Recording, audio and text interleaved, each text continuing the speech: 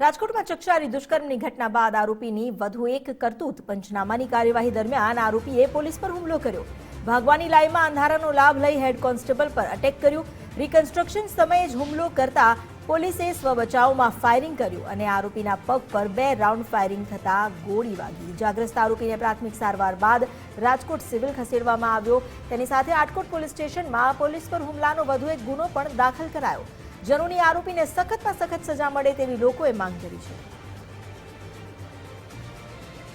પોલીસની કસ્ટડીમાંથી ભાગવા માટે રિકન્સ્ટ્રક્શન દરમિયાન આરોપીએ આ ગતવડું કર્યું હતું। જો કે અંધારાનો લાભ લઈ તે પોલીસ પર હુમલો કરીને ભાગવા જઈ રહ્યો હતો તે પહેલા જ સમય સૂચકતા વાપરી સ્વબચાવમાં કરેલા ફાયરિંગમાં આરોપી ઘાયલ થયો।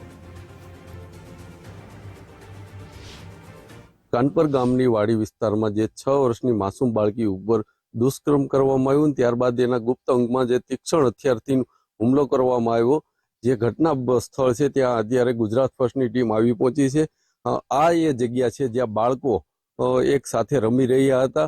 પારિવારિક બાળકો છે એ રોજ અહીંયા રમતા હોય છે। આ હિંચકો છે જે હિંચકે બાળકી માસૂમ ઝૂલી રહી હતી, એને એ નથી ખબર કે આ નરાધમ જે છે તે તેના ઉપર શું કરવાનો છે।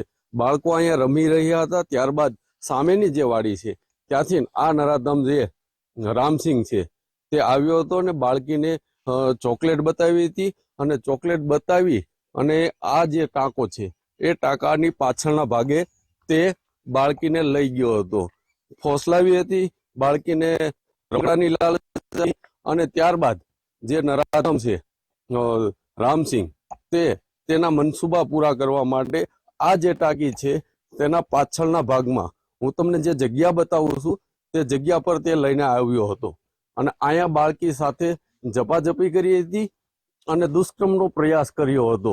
જ્યારે બાળકીને દુષ્કર્મમાં નિષ્ફળ થયો હતો ત્યારે નરાધમ રામસિંગે અહીંયા પડેલો એક લોખંડનો સળિયો લઈને એના ગુપ્ત અંગમાં ઘુસાડવાનો પ્રયત્ન કર્યો હતો અને બાળકીને જાનથી મારી નાખવાનો પ્રયત્ન કર્યો હતો, પરંતુ બીજા અન્ય બાળકો જે માસૂમ બાળકી છે તેનો અવાજ સાંભળી જતા જે આરોપી છે તે અહીંથી ભાગવામાં સફળ રહ્યો હતો અને ત્યારબાદ તેને બાળકી એના પરિવારના સભ્યોને સમગ્ર ઘટના બાબતે જાણ કરી હતી।